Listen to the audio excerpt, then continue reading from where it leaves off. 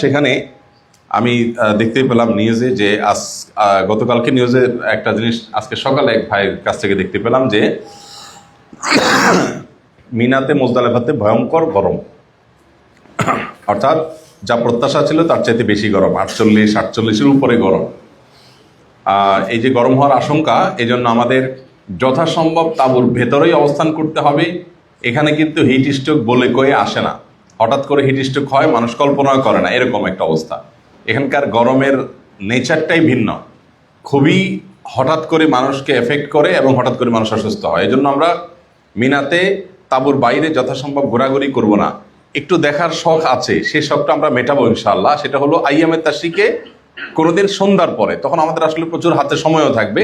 সন্ধ্যার পরে, এশার পরে আপনি আধা ঘন্টা বাইরে যা ঘুরেন, একটু দেখেন আশপাশটা, তখন আপনার জন্য এটা ভালো টাইম। বাট টুমরো আমরা কোনো অবস্থাতেই আমাদের তাঁবুর বাইরে বের হব না। যদি আমরা আগামীকাল রাস্তায় মেন রোডে যাই, তাহলে এনার্জি নষ্ট হবে এবং হারানোর ভয় অনেক বেশি থাকবে। বিধায় আমরা তাঁবুর মধ্যেই থাকবো ইনশাআল্লাহ।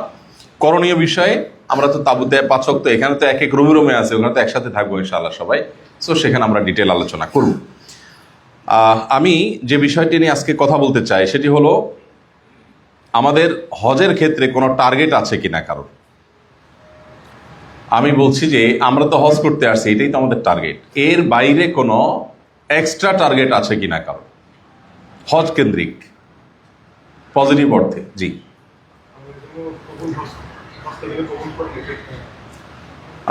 আল্লাহ যেন কবুল করেন, এটা তো দোয়া।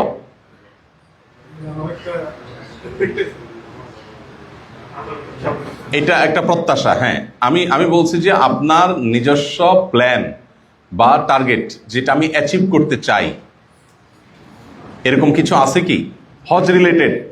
জি, 13 তারিখে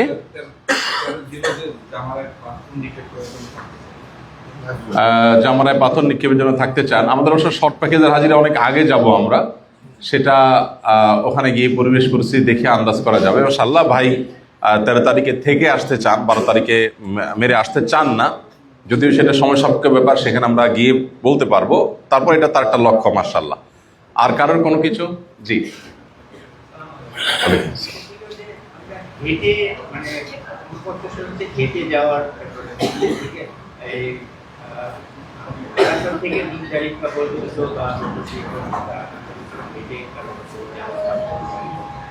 আপনি ওটা করার টার্গেট নিয়েছেন তো এখান থেকে তাবু কিভাবে চিনবেন আমাদের মিনার তাবু? ও আচ্ছা, আরাফা থেকে হেঁটে আসবেন। ও মাশাআল্লাহ, ভাই আরাফা থেকে হেঁটে আসার প্ল্যান করেছেন। ওইটা অবশ্য অনেকেরই প্ল্যান হয়তো থাকতে পারে, কারণ বাসের জন্য অপেক্ষা করে কি আমি লাভবান হব না ক্ষতিগ্রস্ত হবো এটা বলা কঠিন। এমন হতে পারে যে হাঁটার লোকজন বাসের আগে চলে গেছে এবং এটা সম্ভাবনা অনেক জোরালো থাকে। মাশাআল্লাহ। এর বাইরে হজকে ঘিরে আমাদের প্রত্যাশার জায়গা বা প্ল্যানের জায়গাটা আরো স্পেসিফিক হওয়া দরকার। আমরা হজ করব, হজ তো সবাই করে, আমরাও করবো ইনশাআল্লাহ, এটা তো আমাদের প্রত্যেকেরই টার্গেট।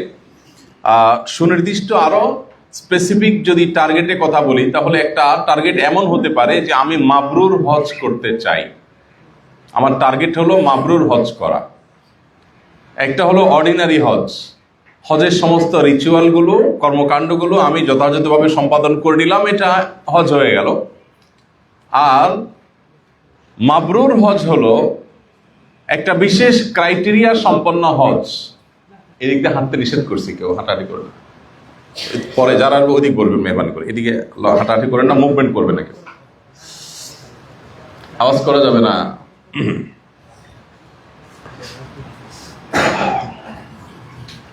মাবরুর হজের লক্ষ্য এবং প্ল্যান আমাদের থাকা দরকার যে আমরা অর্ডিনারি হজ করব না, বরং আমরা চেষ্টা করব কি করার?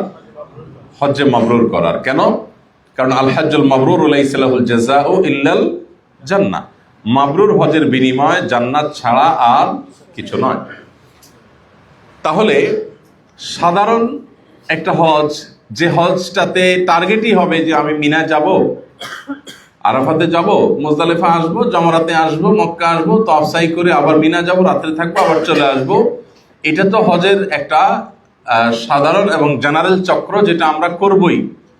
এর বাইরে এক্সট্রা একটা টার্গেট আমাদের থাকা উচিত, সেটা হলো আমি যে হজটা সম্পাদন করতে চাই এটা যেন মাবরুর হজ হয়। এটা আমার প্ল্যান, এটা আমার টার্গেট। আমার হজটা অর্ডিনারি হজ হবে না, বরং মাবরুর হজ হবে। বিকজ সেই হজটাই মূলত প্রত্যাশিত এবং সেই হজের বিনিময়ে জান্নাত ছাড়া আর কিছু নয়, এবং সে হজটাই হলো আমাদেরকে জান্নাত পর্যন্ত নিয়ে যাবে, আল্লাহর প্রিয় পাত্রে পরিণত করবে এবং হজটাকে অর্থবহ করবে। এই জন্য আমাদের লক্ষ্য হওয়া উচিত জেনারেল বা অর্ডিনারি কোনো হজ নয়, বরং কোন হজ? মাবরুর, হজ্জে মাবরুর। মাবরুর শব্দের অর্থ হলো, শাব্দিক অর্থ হলো হজ্জে মাবরুরের যে হজ কল্যাণে পরিপূর্ণ। মাবরুর হজের অর্থ কি ভাই? যে হজ ভালো কাজ এবং কল্যাণে পরিপূর্ণ, সব ধরনের কল্যাণ এবং ভালো কাজ দিয়ে ভরা যে হজ, সেটাকে বলা হয় হজ্জে মাবরুর। এই হজ্জে মাবরুর এটা আমরা অ্যাচিভ করার জন্য বিশেষ কিছু ক্রাইটেরিয়া হজের মধ্যে আনার চেষ্টা করতে হবে।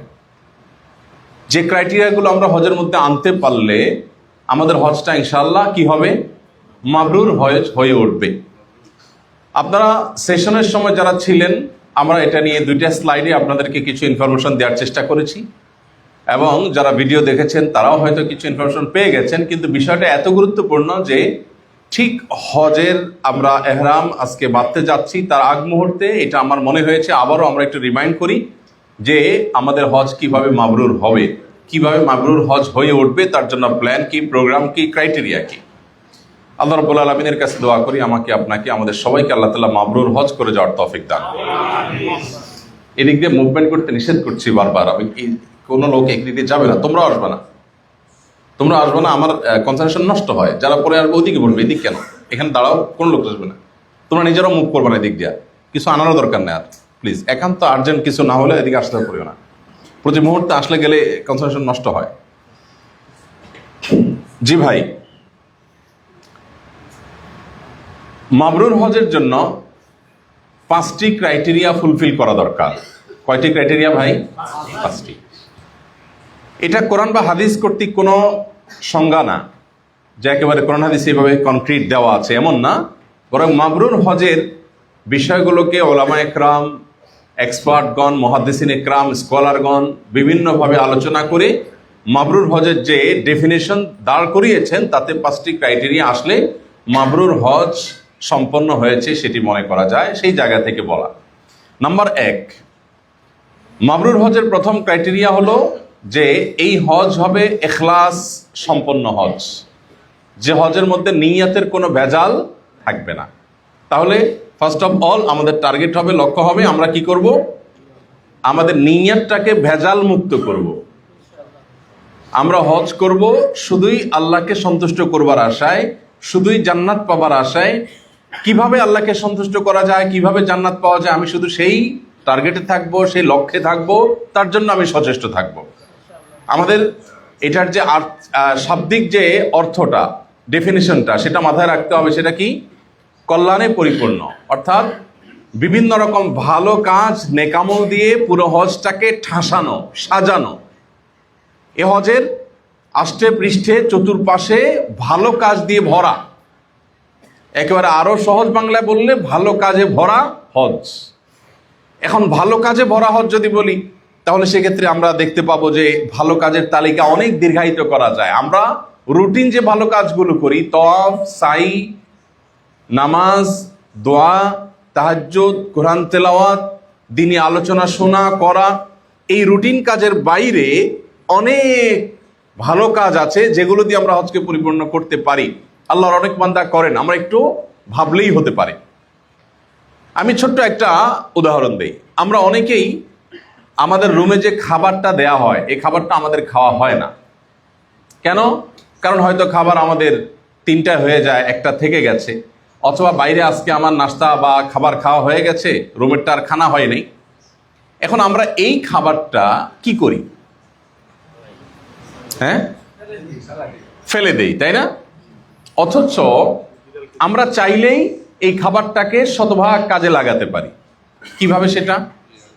যদি কমপ্লিট একটা প্যাকেজ খানা রেডি থাকে, একটা প্যাকেট খানা যদি রেডি থাকে, তাহলে আমি হারামে যাওয়ার সময় নষ্ট হওয়ার আগে আগে আমি যদি নিয়ে যাই এবং পথে দেখা যাবে যে আফ্রিকানরা তাদের খাবার অ্যারেঞ্জমেন্ট হয়তো আমাদের মধ্যে এরকম থাকে না।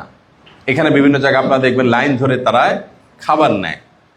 আফ্রিকার অনেক মানুষ আছেন যাদের দেশে তারা সামান্য একটু টাকা সেভ করার জন্য তারা অনেক কষ্ট করতে হয়। আপনি তাদেরকে জিজ্ঞাসা করবেন, আপনি যে টাকা খরচ করে বাংলাদেশ থেকে এসেছেন, আমাদের এই আফ্রিকান ভাই বোনরা তারাও কিন্তু সেম টাকা খরচ করে এসেছে অলমোস্ট। কারণ এখানকার যে হজের যে আপনার সার্ভিস ফি যেটা সৌদি গভর্নমেন্ট নিয়ে থাকে বোধহয় 5,000 সামথিং, এটা সারা পৃথিবীর মানুষের জন্য সেম। সো আমার জন্য যা তার জন্য তা, ওই খরচটা অন্তত সেম। তো তারপরও তারা হজ করতে আসছে, তাদের স্যাক্রিফাইসের লেভেলটা আমাদের অনেকের স্যাক্রিফাইসের চাইতে অনেক বেশি। তো আমি খাবারটা তাদেরকে নিয়ে দিতে পারি। ক্লিনার যে ভাইরা আছে তারা সাধারণত খাবার নেয় কিনা আমি জানি না, অফার করা যেতে পারে যে তারা নেয় নিল, না হলে আপনি অনায়াসে বিভিন্ন আফ্রিকান ভাইদেরকে দিতে পারেন। আচ্ছা, বাকি যে খাবারগুলো থেকে যায় এগুলো যদি বিড়ালকে দেওয়ার মতো কোনো ভালো জায়গা থাকে, রাস্তাঘাট নষ্ট করা ছাড়া, তাহলে হতে পারে, আর না হলে তো সেটা কিছু করার নাই। এটা জাস্ট একটা ছোট উদাহরণ দিলাম। ভালো কাজে পরিপূর্ণ হজকে মাবরুর হজ বলা হয় শাব্দিক অর্থের বিচারে। সেই অর্থে আমরা ভালো কাজ এভাবে খুঁটে খুঁটে যদি করতে চাই, অনেক ভালো কাজ বের করা যাবে না? ধরুন আমাদের এখানে এসে অনেকেরই ঠান্ডা লেগে যায়, নানাবিধ অসুবিধা তৈরি হয়। আপনি বুদ্ধি করে কোন জিনিসটা হাজিদের মধ্যে বিতরণ করলে হাজিদের উপকার আসবে, আপনি বুদ্ধি করে সেই আইটেমটা বের করলেন, করে আপনি সবাইকে অফার করলেন, ভাই একটা একটা করে নেন। এটা একটা ভালো কাজ, যেটা আপনার টার্গেট থাকবে, লক্ষ্য থাকবে যে আমি তো মাবরুর হজ করতে চাই। তো আমার যে ফরমাল ভালো কাজগুলো আছে এর বাইরে ইনফরমাল আরো বহু ভালো কাজ আছে যেগুলোতে আমি হজটাকে সাজাতে পারি। আমার রুমমেটদের জন্য কি কাজটা করলে আমার যে সহযাত্রী রুমমেটরা আছেন তাদের একটু ভালো হয়, কি কাজটা করলে ময়লাগুলো এলোমেলো পড়ে আছে আমি সেগুলো কালেক্ট করে একটা পলিথিনে নিয়ে আমি এটাকে বেঁধে রেখে দিব, বিকজ আমার টার্গেট আমার হচ্ছে যেন মাবরুর হজ হয়, ভালো কাজে পরিপূর্ণ যেন হজ হয়। আপনারা অনেকে কাজগুলো করছেন, কিন্তু ওই যে লক্ষ্য যদি আগে স্থির করা থাকে যে আমি মাবরুর হজ করব, তাহলে সেক্ষেত্রে আমার প্রত্যেকটা কাজে আমি খুঁজবো যে কোথায় ভালো কাজ করা যায়। আর যদি মাবরুর হজ লক্ষ্য না থাকে তাহলে কি হবে? তাহলে যেটা হবে সেটা হলো যে আপনার রুমমেট একটা প্যাকেট কোথাও ফেলে দিয়েছেন, আপনি সেটাকে অপরচুনিটি মনে করবেন না, আপনার কাছে তখন সেটা বোঝা মনে হবে, আরে লোকটা কি আনকালচার মানুষ, খেয়ে এখানে ফেলে দিয়েছে। আর যদি মাবরুর হজ লক্ষ্য হয় তখন আপনার এটা আনকালচার মানুষের কাজ মনে হবে না, মনে হবে এটা আমার জন্য অপরচুনিটি, আমি এটা খুঁটে জায়গা মতো ফেলে দিলাম, লোকটা একটু খেদমত করলাম। তো এইভাবে মাবরুর হজ করার জন্য আমরা বহু টার্গেট করতে পারি। হারাম থেকে আসার পথে জমজমের পানি নিয়েছে একজন, ব্যাগ নিয়েছে বৃদ্ধ মানুষ, তার হাত ভর্তি জিনিস, কষ্ট হচ্ছে। আপনি যদি বলেন যে একই রুটে যাবো, আপনি আমার হাত খালি আছে, আপনি কি আমাকে একটু দিবেন, আমি আপনাকে একটু হেল্প করি? আমরা চাইলে করতে পারি না? আমরা অনেক বেশি আইসোলেটেড, আমরা নিজেরা প্রত্যেকে অনেক বেশি নিজেকে নিয়ে আমরা ব্যস্ত এবং আশপাশটাকে আমরা সেভাবে দেখি না।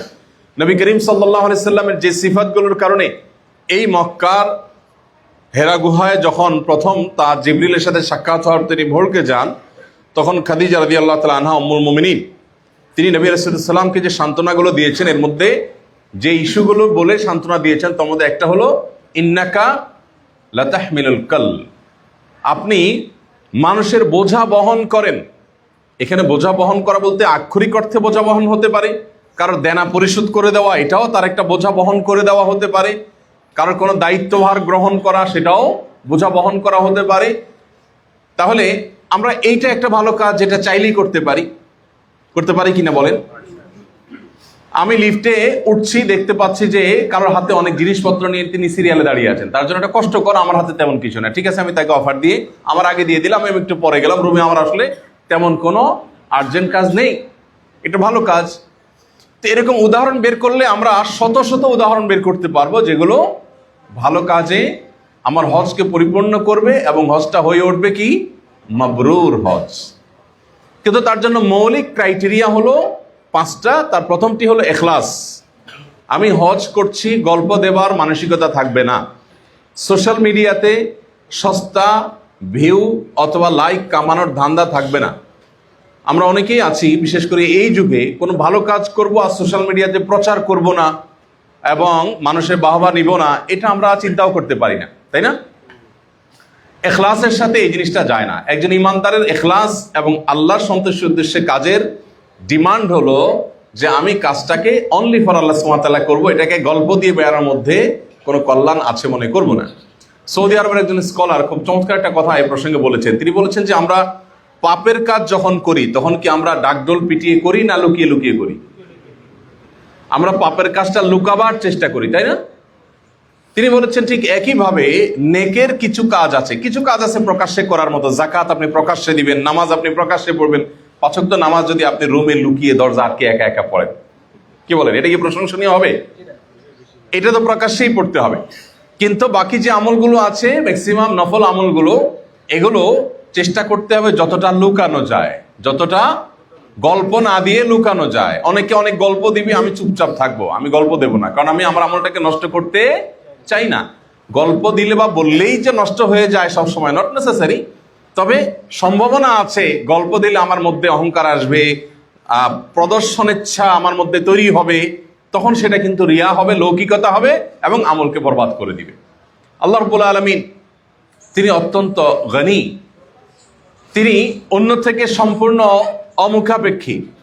কেউ যদি কোনো আমলের ক্ষেত্রে আল্লাহকে সন্তুষ্ট করার পাশাপাশি পার্থিব কোনো ধান্দা, অন্য কাউকে বলা, গল্প দেওয়া, এসব উদ্দেশ্য সাথে প্লাস করে, তখন আল্লাহ বলেন আমি শিরক থেকে, শরীক এবং পার্টনার থেকে পবিত্র, আমি কোনো পার্টনার পছন্দ করি না। একই কাজে তোমার যেহেতু আরেকজনকে খুশি করা, আরেকজনকে বলা, সোশ্যাল মিডিয়াতে দেওয়া আরেকটা টার্গেটও তোমার ছিল, তো পুরোটা তোমার টার্গেটের জন্যই আমি অ্যালোকেট করে দিলাম, ওইটা আমি নিলাম না, আমি অ্যাকসেপ্ট করলাম না। আল্লাহ এটা রিজেক্ট করে দেন। তো এই জন্য আমাদের উদ্দেশ্য হতে হবে শুধুই আল্লাহর উদ্দেশ্যে আমি হজ করতে আসছি, গল্প দেয়া এর মানসিকতা যেন না থাকে, প্রকাশ করার মানসিকতা যেন না থাকে। কথার প্রয়োজনে কখনো যদি আমার অভিজ্ঞতা শেয়ার করতে হয় আরেকজনকে উদ্বুদ্ধ করবার প্রয়োজনে, তাহলে ইন্টেনশন অনুযায়ী আমি সওয়াব পাবো আল্লাহর কাছে, বাট জাহির করার প্রবণতা যেন না থাকে। আল্লাহ আমাদের সবাইকে আমলের তৌফিক দান করুন।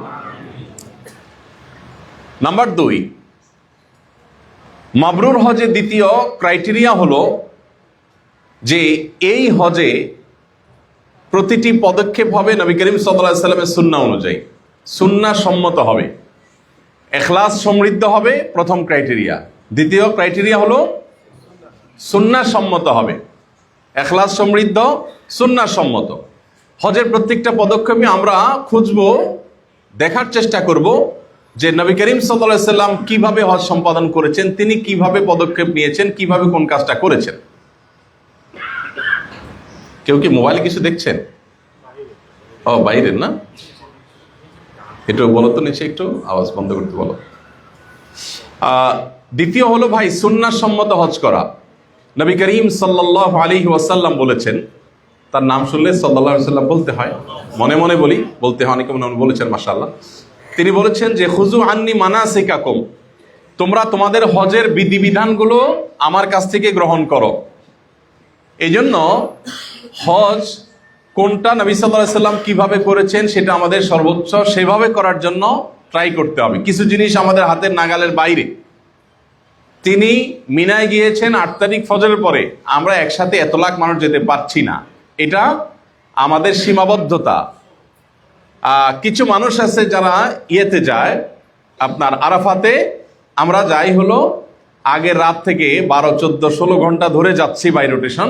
নবীজি গিয়েছেন 9 তারিখে ফজর পরে, আমরা ওইটা যেতে পারছি না, বিকজ এত মানুষ এখন একসাথে যাওয়া যাচ্ছে না, বিপদ হবে সেজন্য। তাহলে যেই সুন্নাহগুলো আমি পালন করতে পারছি না বিকজ অফ আমার সে সামর্থ্য নাই, সীমাবদ্ধতা আছে, সেগুলো তো আল্লাহ রাব্বুল আলামিন দেখছেন, আমার সামর্থ্য থাকলে আমি ঠিকই করতাম, অতএব সেগুলো সব আল্লাহ দিবেন। আর যেগুলো আমার সামর্থ্য আছে সেগুলো আমার চেষ্টা করতে হবে কোনোভাবে যেন সুন্নাহর বাইরে না যায়। আল্লাহ আমাদেরকে আমল করার তৌফিক দান করুন। সুন্নাহর বাইরে যাওয়ার অপশনগুলো কি কি, উদাহরণগুলো কি কি? ধরুন নবী করিম সাল্লাল্লাহু আলাইহি সাল্লাম তিনি জামারাতে পাথর মারার ক্ষেত্রে তিনি 7টি নিক্ষেপ করেছেন, করতে বলেছেন। আপনি 8টা মারলেন, সুন্নাহ হলো না সুন্নাহর বাইরে হলো? বাইরে হলো। আমরা দিনের অনেক বিষয়গুলোর লজিক্যাল দিক আমরা অনেকে দেখতে পাই না। আমি কালকে বলছিলাম যে মাউসে বাম পাশের আঙ্গুল রেখে আপনি ডাবল ক্লিক করলে কোনো ফাইল ওপেন হয় না। এখন ডাবল ক্লিকের যদি আপনি ট্রিপল ক্লিক করেন, একটা বাড়াই করলেন, কমাই করেন নাই, তো হবে? হবে না। তো এখানে টেকনোলজি যে এইভাবে সেট করা আছে, হাদিসে যে আমলটা যেভাবে বলা আছে সে আমলটা ঠিক সেভাবে করতে হবে। আপনি এটা মনে করার কারণ নাই যে 7 8-এর মধ্যে তো 7 আছেই, নো। আপনি সুন্নাহ যদি বাদ দেন, মানুষের তৈরি টেকনোলজির যদি এত ইম্পর্টেন্স হয়, এত গুরুত্বপূর্ণ হয় যে আপনার একটু এদিক সেদিক হলে আর কাজ করে না, তো আল্লাহ রাব্বুল আলামিন সকল টেকনোলজির সৃষ্টিকর্তা, মানুষের সৃষ্টিকর্তা, তার টেকনোলজির ব্যাপারে আপনার ধারণা কিভাবে হতে পারে যে একটু এদিক সেদিক করলেও চলবে? তো এই জন্য সুন্নাহকে পুঙ্খানুপুঙ্খ রূপে আমল করার চেষ্টা করা। তিনি কোনটা কিভাবে করেছেন আমরা চেষ্টা করবো তো ইনশাআল্লাহ। এরকম বহু জায়গাতে আমরা বলতে পারি। মুজদালিফাতে নবী আলাইহিস সালামের সুন্নাহ হলো যে ফজরের নামাজ একটু আগে আগে পড়ে, একটু আগে আগে মানে টাইমের আগে না, টাইম হওয়ার পর দ্রুততার সাথে পড়ে আল্লাহর স্মরণ করা, জিকির করা, দোয়া করা। এরপর সূর্য উঠারও আগে, বেশ খানিকটা আগে, যখন চতুর্দিকে একটু আলো স্পষ্ট হয়ে যাবে, বিশেষ করে আপনি সকালে ফজরের কিছুক্ষণ পর দেখতে পাবেন যে আপনার পেছনের বড় পাহাড়গুলো দেখা যাচ্ছে, দৃশ্যমান হয়ে গেছে, যেগুলো রাতে দেখা যায়নি অন্ধকারে, সেগুলো সকালে দেখবেন বেশ খানিকটা দৃশ্যমান হয়ে গেছে, কালো বোঝা যাচ্ছে পাহাড়, তার মানে আলো হয়ে গেছে। এবার আপনি মুভ করবেন। এখন আপনি মুভ করতে যদি দেরি করেন অথবা এরও আগে করেন তাহলে সুন্নাহর বরখেলাফ হলো। একজন মানুষ মাজুর, তিনি অসুস্থ, কোনো অপারগতা তৈরি হয়েছে, তার ওয়াইফকে পাচ্ছেন না, হাজব্যান্ডকে পাচ্ছেন না, তিনি লেট হয়ে গেছে, তারটা একটা ভিন্ন বিষয়। বাট আমি ইন জেনারেল যে টাইমে যাওয়ার কথা সেটা না গিয়ে আমি ঘড়িমসি করে একটু দেরি করলাম, তাহলে সুন্নাহ মিস করে ফেললাম আমি।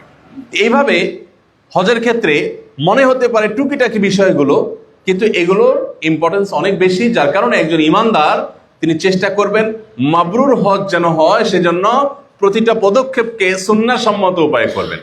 তাহলে দুইটা ক্রাইটেরিয়া শেষ হলো। প্রথমটা ছিল ইখলাস সমৃদ্ধ, দ্বিতীয়টা হলো সুন্নাহ সম্মত। নাম্বার 3, গুনাহ মুক্ত। গুনাহ মুক্ত হজ হতে হবে, এটা হলো 3 নম্বর ক্রাইটেরিয়া মাবরুর হজের। আমাদের লক্ষ্য হবে যে আমার পুরো হজের সফরে আমি কোনো গুনাহ করব না। চেষ্টা করা যাবে না ইনশাআল্লাহ? আগে তো লক্ষ্য স্থির করতে হবে। আমাদের বেশিরভাগ মানুষের কোনো বিশেষ লক্ষ্য ক্লিয়ার না। আমি কি করতে চাই, অ্যাচিভ করতে চাই, সেটা যদি আমি লক্ষ্য পরিষ্কার না করি তাহলে আমার চেষ্টাটা কিভাবে হবে? তো যখন আমরা মাবরুর হজ করব, সবাই আমরা প্ল্যান করছি, তখন মাবরুর হজ হয়ে ওঠার প্রয়োজনে আমাকে পুরো হজটাকে গুনাহ মুক্ত করতে হবে। যত রকমের কাজে আল্লাহ অসন্তুষ্ট হতে পারেন, আল্লাহ নাফরমানি হতে পারে, সমস্ত কাজ থেকে বেঁচে থাকার সংগ্রাম করতে হবে। আমি শব্দটা ব্যবহার করেছি সংগ্রাম করতে হবে, বিকজ সাধারণ চেষ্টা দিয়ে এই জিনিসটা সম্ভব না। সাধারণ চেষ্টা দিয়ে গুনাহ